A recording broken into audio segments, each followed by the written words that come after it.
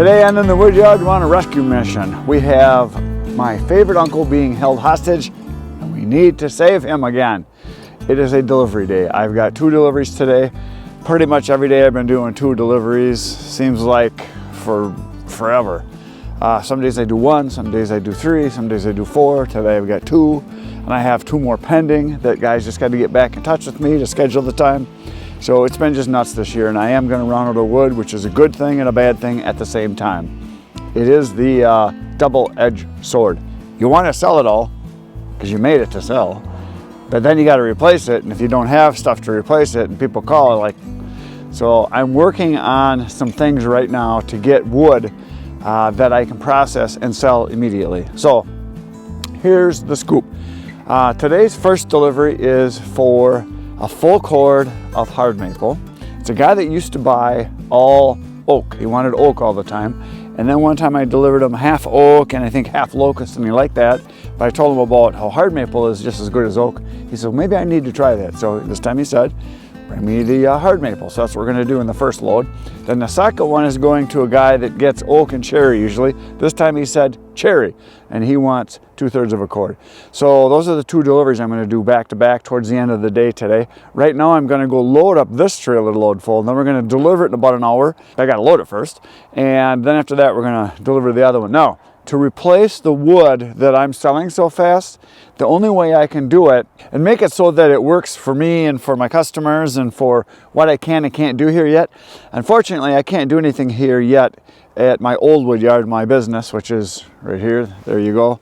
There it is. There's the business. Give you the roundabout look. And I have to put up a fence for blocking if I've got materials and equipment stored outside. I also has to have hard surface. So that can be anything from concrete to blacktop to gravel. And I'm obviously gonna do a bunch of gravel. Probably gonna have to buy 10, 15 loads, 20, I don't know. It'll be an ongoing thing. I'll probably do an area first to get going and then add more as I have money to pay for the gravel. It's kind of generally how a lot of people do it when they've got a big portion of hard surface to do, is they kind of do it in sections. At least that's what I'm going to do. And I won't be able to use it all right away anyway, so we'll see how it goes. That's kind of my plan. So what I've already started doing is I've started cutting wood on my dad's property, which is about 80 miles away with my brother. You've been watching those videos, hopefully. I think there should all be done by now, but we're gonna go cut some more in the future. There's more wood there to cut. And the ash that we cut there is bone dry. I mean, it's as dry as it's gonna get. Some of it is actually starting to go the other direction where it's getting a little dry rot punky like. Not a lot of it, just a little bit we noticed. But most of it tested between 13 and 15%. And I've got basically a semi-load that I can sell. We produced about 2 semi-loads, which for those of you that don't know, a semi-load is generally 12-ish full cords per load, and we processed 23 trailer loads full, my big trailer, and my big trailer holds at least 4 face cords or full cord and a third, and if we really heap it up, we can get a full cord and a half in there loose, just piled in from the elevator off of the processor. So that means we calculated we've got somewhere right around 34 full cords that we split. I got a little less than half, and he got about half, but there's more there to cut.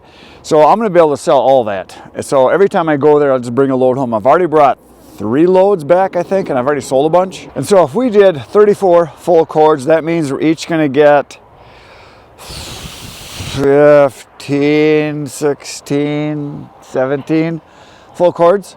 So if I was to buy 12 full log cords and process it, you lose some because of your cuts, your kerf, your slash you get off of it, the bark, the branches, you know, the stuff that you can't really have for firewood. So if you start with about 12 full cords, in the end you're going to end up with about 10 full cords of firewood. You lose about that much.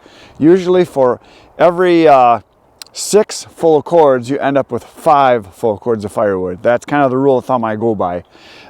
So that means in reality, we probably have a load and a half a piece, so a bunch of wood. So all of that wood that I have, like I said, I've already brought a bunch back. I've already sold a whole bunch of it, and I will be selling more as it happens. And my plan was to not really just haul it and dump it and then have to pick it up and load it up and then haul it again. My plan is that when someone ordered a full cord, I would go get a full load. So I'd put a face cord or third of a cord in my truck bed, and then I would put 4-phase cords, full cord and a third into the trailer, and then bring it back, and then have my truck loaded that I could just deliver it to someone within the next couple of days when I come back, and then have a full cord in my trailer plus the third, and I would either deliver the whole thing if someone wants it, or take some off and then have it and just kind of do it that way, so I don't have to handle it more. But I've been dumping it and just reloading it because that's kind of the way it works, because you don't always have the kind of wood loaded that someone wants. Now, if you were a person that would have all the same kind of wood, or if you had just mixed hardwood, or if you had just oak, that's all you had, nothing else, or you had just spruce, if you're living, up in Alaska or in, say, most of Canada, a lot of North America, it's pine, that's all they've got. And if that's all you had, then you could just keep it loaded and it wouldn't be a problem. You could deliver it as you get the calls. Having the multiple trailers helps obviously a lot. So that's kind of what I'm looking at, is being able to sell that stuff. But then my plan, that I just made a call yesterday, and I talked to a logger who lives right next door to my brother. He is cutting right now a whole bunch of stuff, and he said they're going to have a ton of standing dead barkless oak. And that is like the beautiful stuff, because the standing dead barkless oak, if it's not real big stuff, anything smaller than like 12 inches, which he said they could sort through it and give me the smaller stuff, it's going to be dry. Because it's been standing dead literally for 4, 5, 6 years, because it'll stand that long before the roots will rot out and then it tips over. And even if it tips over, if it's hung up, they can still make logs out of it, and I can make firewood out of it. And the loads that I've gotten in the past of barkless oak, I would say if I had a semi-load of 12 full log cords, I probably got 8 to 9 cords that was dry and ready to sell immediately, that was well below 20%. And then some of the bigger ones, the ones that are 12, 16 inches, the centers are wet when I split them open. So what I do is a lot of times I'll put those to the side, the bigger ones, and I'll hand cut them. And then as I'm splitting them, if I see that the center is wet, I'll split off the outside edges, throw that into the good pile, and then split the wet stuff and throw that into the naughty pile so that it can dry. And a lot of times, because it's partially dry already, the moisture content is actually lower than what it would be if it was a live tree.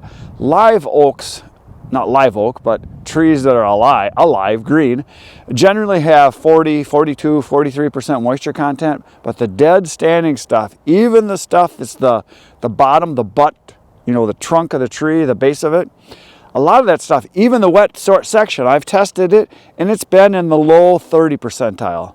So it's already 20-some% dry. And then once you crack it open, you get all 4 sides drying, the bark is off of it. It will literally dry in a few months, 3, 4, 5 months, and it's ready to go. So that is kind of my plan, is that I'm going to probably get at least 1 load, more than likely 2, very possibly 3 or 4, delivered to my dad's property. Because I got a big area that I can process it, it can just sit out in the field, and I can have a storage area basically. Because I go there often enough to visit my brother or my dad, that every time I go over the next 3 or 4 months, I just bring a load home, bring a load home, bring a load home. If I got somebody that wants a big load, I can go there, load up my truck, load up my trailer loose, because if I've got 5 face cords or a full cord and 2/3 in a load coming back, each third of a cord is $130. So if I've got 5 of those, that is 600, and what would that be? CB 500, 650 bucks worth of wood. And each trip that I go there, I calculated it out, each trip that I go there and back costs me about $35 to $40 for gas. Plus obviously my wear and tear and all that. So I can go there, pick up wood and bring it back, and I can do 2 of those in a day if I'd want to. So it'll be a nice storage area, and it's not going anywhere, it's not in the way, it's out in the field, out in the open. I may process it right onto pallets. I might put a bin type system, that what I would do is build I'm thinking like 3 to 4 pallets wide, and then build a corner right at the end of the processor, process it up and into that, and then as it fills up, move the processor away and just keep building out. Because I got a lot of pallets here and I can get a lot more. My brother can get pallets. So that's kind of what I'm thinking of doing, is actually having it be like my overflow storage system. Kind of like what loggers do when they log off a property. If they have to get the wood out of there, a lot of times they take that wood, if it's got to be gone, they will take it and they will put it in a wood yard, which means it's somewhere between where the property is and their place or where the final destination is going to be, whether it's a paper mill or a lumber mill, they will yard it, which means they put it in storage and then they just haul it as they need it. So it's one of those things that it's a logistics thing that I can work with and I can make it work.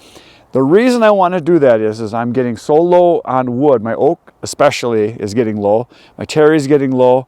Most of my other wood is gone. My mixed hardwood is pretty much gone. Most of my ash is gone except for the stuff I just cut. I don't have much of any of the specialty woods left. My hickory is totally gone.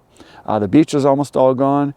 And I will sell it out. And the reason I want to get more wood and have it in storage, in stock, is that I don't want a phone call from someone saying, hey, I got to have this kind of wood and I need a full cord or I need 2 full cords. Can I have it in a day or 2? And I don't want to have to tell them, no, you got to go somewhere else. Because you don't just lose that sale. There's a very good chance you lose that sale, you might lose them the next 2, 3, 4, 5 sales because they'll find somebody else that's not going to run out. So you don't want to have your shelves empty, so to speak. It's like if you're a person that buys groceries in your house. If you go to a particular store because you've always liked it because it's been well stocked, they have variety, you like the products, they got decent prices, and then one day you show up and the shelves are empty, there's a good chance you're going to find a new place to go. Very good chance. So that's why I'm thinking I want to get working ahead a little bit, because I may not be able to do the work here I need to do in this facility to get it ready, to get it up to code for what I need to do until the spring, which means when the ground thaws, I might then be able to put the fence up and get the gravel in. So I might be kind of behind the game. But if I sell all my wood, that's a good thing. And if I can get some more and limp along, I can always buy product from another logger. I got a guy that's not too far from here that he sells semi-loads of dry, ready to burn, fully seasoned wood every day. And he's got lots of different kinds. I could buy it from him, big bulk amounts, have it dumped and sell it. Obviously my profit's not going to be as high, but at least I keep my customers and I can still make some money and keep the business going. So that's what's rattling around in my brain today. Right now we're going to go deliver some wood and bring home Uncle Benjamin.